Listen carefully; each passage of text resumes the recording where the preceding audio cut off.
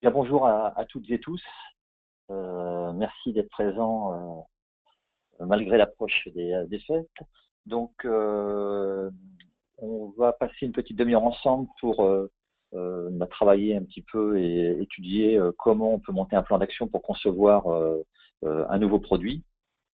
Concevoir un nouveau produit, donc on va commencer par 10 minutes où je vais vous présenter quelques fondements un peu peut-être théoriques de la conception d'un nouveau produit. Et après, je vous montrerai comment on peut le déployer dans Advances et comment Advances peut vous aider justement à sécuriser la conception de vos nouveaux produits. Donc, avant toute chose, la conception d'un nouveau produit, c'est une prise de risque pour une organisation, pour une entreprise, parce qu'il y a toujours la probabilité de s'écarter des exigences qui sont souhaitées, éventuellement de ne pas répondre aux attentes des concepteurs, de ceux qui ont imaginé ce nouveau produit, voire même de ne pas fournir le service attendu pour ses utilisateurs. Donc, il va de soi que le meilleur moyen d'éviter cette prise de risque, c'est déjà d'établir une stratégie. Établir une stratégie, pourquoi? Finalement, pour limiter cette dose d'ambiguïté qui est toujours présente, qui est présente du fait même de l'interprétation possible des informations que l'on recueille ou des informations que l'on délivre, et de l'incertitude face à l'accueil du marché, des utilisateurs, face à ce nouveau produit. Donc, pour sécuriser évidemment ces étapes de conception et développement de nouveaux produits, l'idéal, bien entendu, même si on sait que c'est rarement fait, c'est de passer par une phase de stratégie de projet. Une phase de stratégie de projet qui va consister, à partir du moment où on aura cadré l'idée qu'on se fait du produit cible, d'analyser les faits, de réaliser un diagnostic pour finalement choisir les cibles produits ou la cible produit.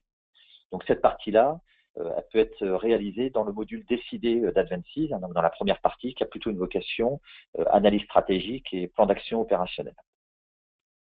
Partant de ce principe-là, à partir du moment où on a une vision claire du produit qu'on souhaite concevoir et développer, on va passer en phase de déploiement pour finalement lancer le plan de conception. Donc, ce déploiement se fait pour ce qui nous concerne dans le module Agir d'Advances, donc la partie qui a plutôt une dimension mise en œuvre opérationnelle, donc plan d'action. Et donc, c'est ce que l'on va traiter aujourd'hui. On va voir également que finalement, qu'on regarde de près ou de loin, soit pour un produit, pour un service, même si souvent un produit industriel engage plus de risques, puisqu'il y a toujours le risque financier, qui est un risque de service, mais on va pouvoir le décliner en 4 phases. Donc 4 phases pour concevoir un nouveau produit.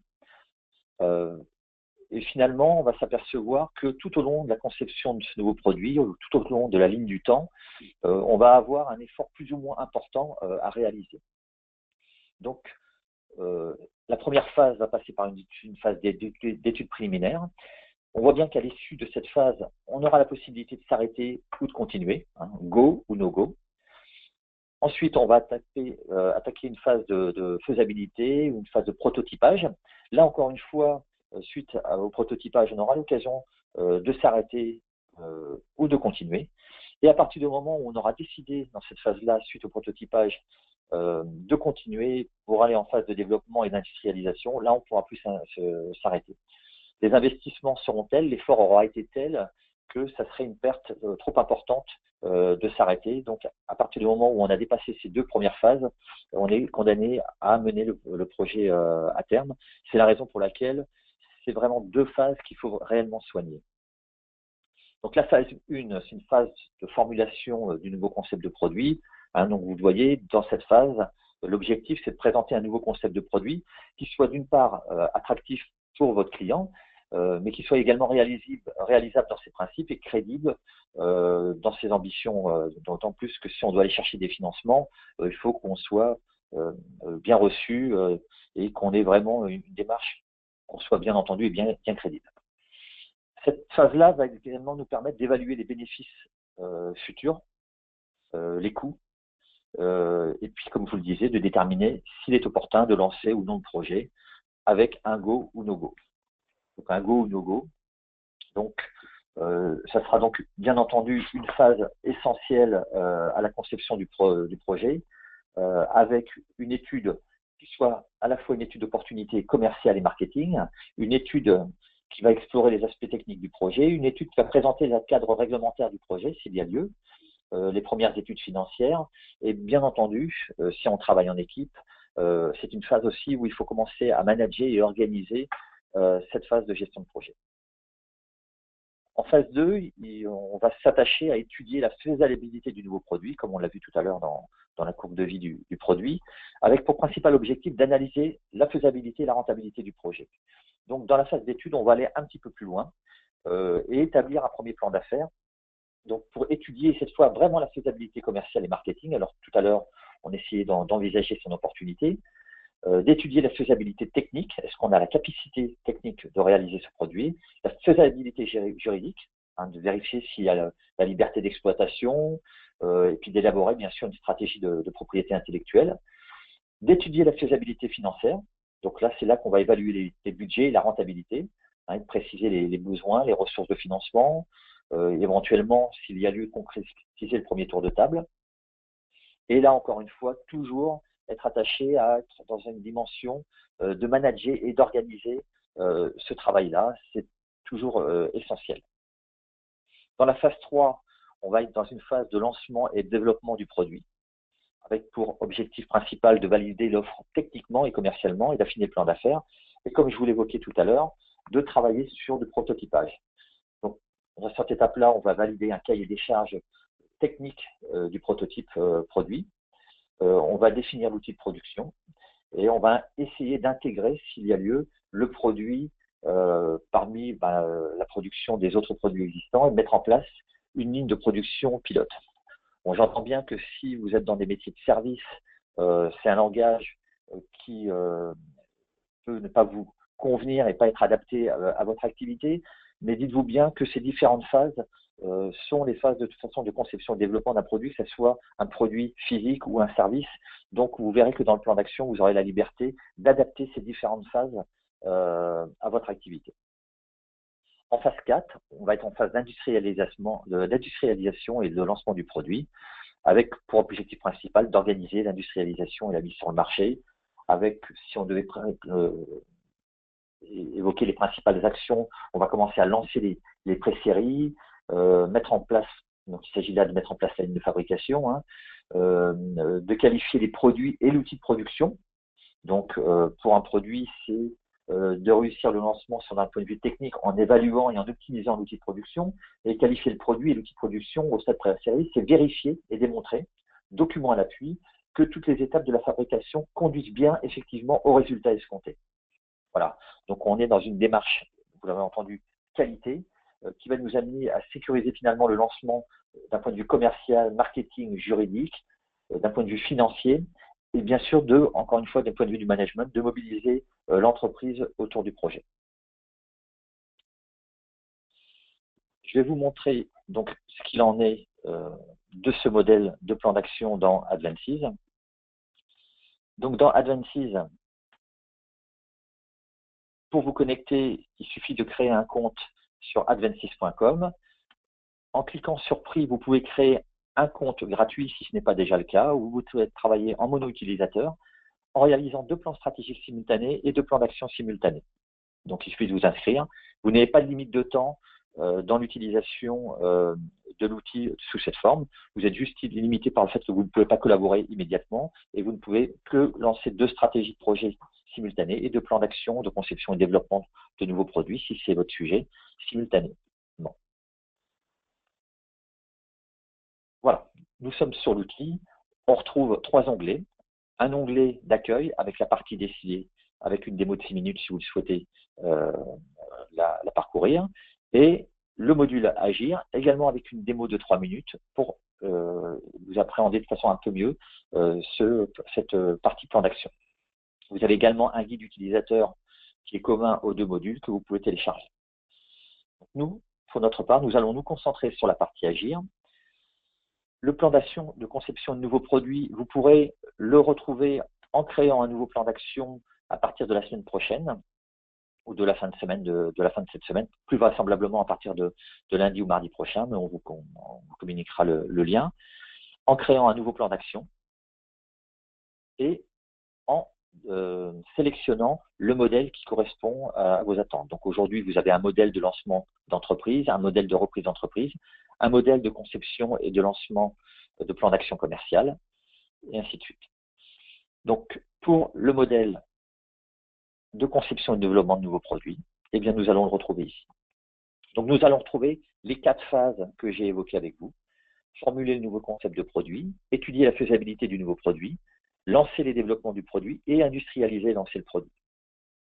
Pour chacune de ces étapes, vous allez retrouver un certain nombre d'actions. Et donc, pour y voir un petit peu plus clair, dans la philosophie d'Advances, le plan d'action est découpé en 3 strates. La strate verte, qui est la strate des phases du projet, la strate bleue, qui est la strate des actions à réaliser pour compléter cette première phase ou cette seconde phase, et une phase orange qui n'est pas présente ici, qui est une phase de tâche, de réalisation et d'assignation des responsabilités aux uns et aux autres.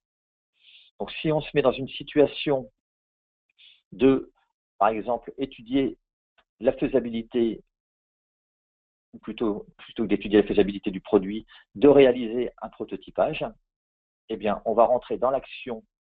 Donc, on est dans le plan d'action concevoir et développer un nouveau produit, dans l'objectif ou dans la phase lancer les développements du produit, dans l'action réaliser un prototype, et pour une tâche, concevoir, par exemple, concevoir le prototype. Je vais pouvoir ajouter cette tâche. Et ici, il est très important de devoir assigner les tâches à une ou plusieurs personnes. La partie description nous permet à la fois de faire vivre, de décrire la tâche, mais également de la faire vivre lors du déroulement de cette tâche. À partir du moment où j'ai assigné cette tâche à Advances de Future of Work, si celui-ci considère qu'il a réalisé la tâche à 50%, il va pouvoir situer le curseur à 50%. La valeur de progression de la tâche va impacter l'avancement de l'action, qui va impacter l'avancement de l'objectif, qui va impacter l'avancement du plan d'action global, et qui fait que si vous avez plusieurs produits qui sont lancés en même temps, vous savez pour l'avant-dernière ligne, concevoir et développer un nouveau produit, que le plan d'action a été lancé le 1er novembre 2016, qui doit se terminer le 30 avril, que vous êtes pilote, sachant que vous pouvez déléguer le pilotage de la conception de ce produit, de ce plan, qu'il n'y a qu'un membre d'invité aujourd'hui dans ce plan, et que la progression est avancée à 11%, ce plan est avancé à 11%. Si je rentre de nouveau dans l'outil, on va voir que je peux m'inviter, moi, Christophe Hervé, dans ce plan d'action, tout simplement en rentrant un nouveau membre. Donc bien sûr, vous l'avez compris que pour pouvoir collaborer autour d'un plan, il faut passer en mode payant. Le premier plan payant est à 19,90 € par mois pour collaborer à 3 utilisateurs pour un nombre de projets illimité. Donc nous avons vu que dans la vue d'ensemble du planning, ici, pour la phase 3, donc on a un zoom qui nous permet de zoomer sur le planning, on voit que l'objectif lancer les développements du produit est maintenant foncé, c'est-à-dire qu'on a commencé à progresser sur la réalisation de cet objectif. Quand j'ouvre l'objectif, je tombe sur les actions et je vois qu'il y a une action avec un petit plus parce qu'il y a une tâche qui lui a été assignée. Donc une tâche, concevoir le prototype. Si je passe, voilà, ici, la souris sur la tâche, je vois à la fois le nom de la tâche et également la personne à qui a été assignée la tâche. Je peux cliquer sur la tâche pour revenir directement sur la tâche. S'il y a un problème sur cette tâche, je peux en modifier le statut. Je peux potentiellement la mettre en attente s'il y a un problème. Je peux également l'abandonner. Et ainsi de suite. Si je la remets en nouvelle, la valeur se remet à 0. Donc à partir du moment où vous avez créer l'ensemble des phases, déterminer l'ensemble des actions et ajouter ou supprimer un certain nombre de tâches. Vous allez pouvoir partir en mode de pilotage. Et pour toutes les tâches qui vous seront assignées, vous allez pouvoir les retrouver ici dans l'onglet Mes tâches.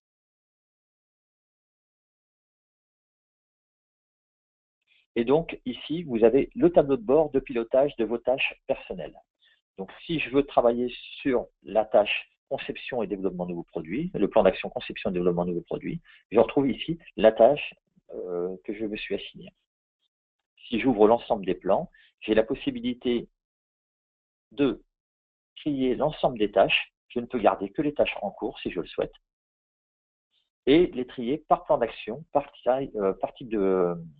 niveau de progression, par date de fin, par date de début. Donc c'est un véritable tableau de bord qui permet de me guider en fin de semaine ou en début de semaine pour préparer ma semaine et pour voir quelles sont les principales priorités que j'ai à réaliser pour la semaine, et toujours dans une logique de résultats et non pas se faire déborder par un nombre de tâches folles. Donc on voit bien que ce principe de plan d'action partagé est essentiel du point de vue de la collaboration. On n'oublie pas que la collaboration, c'est un mix entre la coordination et de la coopération. Donc la coopération, c'est du registre de l'humain, c'est-à-dire est-ce qu'on veut bien travailler ensemble. Et la coordination, c'est tous les processus, toutes les méthodes qui vont nous permettre d'agencer les tâches et de réaliser les objectifs que nous avons décidés en commun. Et pour ceci, Advances est une valeur sûre. Si je souhaite éventuellement prendre les nouvelles tâches et chercher la tâche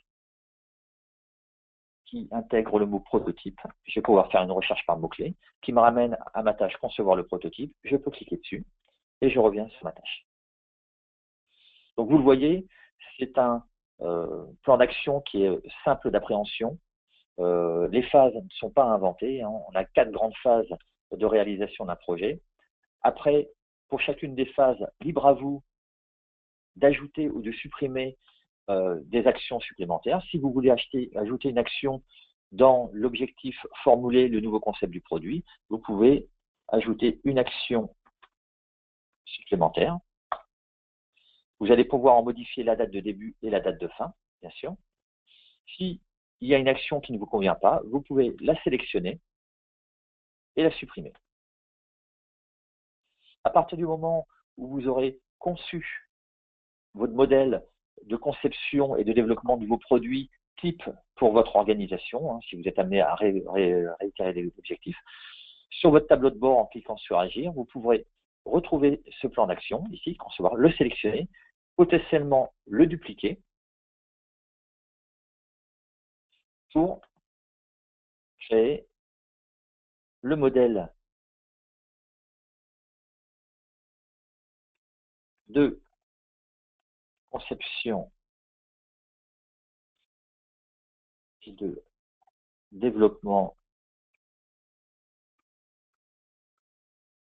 d'un nouveau produit chez nous.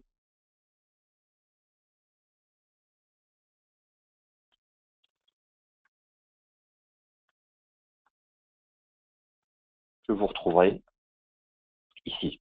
C'est-à-dire qu'à chaque fois que vous aurez à concevoir et développer un nouveau produit, il vous suffira de sélectionner ce modèle, de le dupliquer pour lancer un nouveau sujet.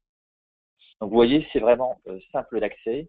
On l'a voulu assez fluide pour des gens qui ne sont pas forcément des experts de la gestion de projet. Donc j'espère que cet outil vous rendra grand service. Pour aujourd'hui, j'en ai terminé. J'espère que ces informations vous seront d'une grande utilité. Je vous souhaite d'ores et déjà de bonnes fêtes de fin d'année. Merci beaucoup pour votre attention.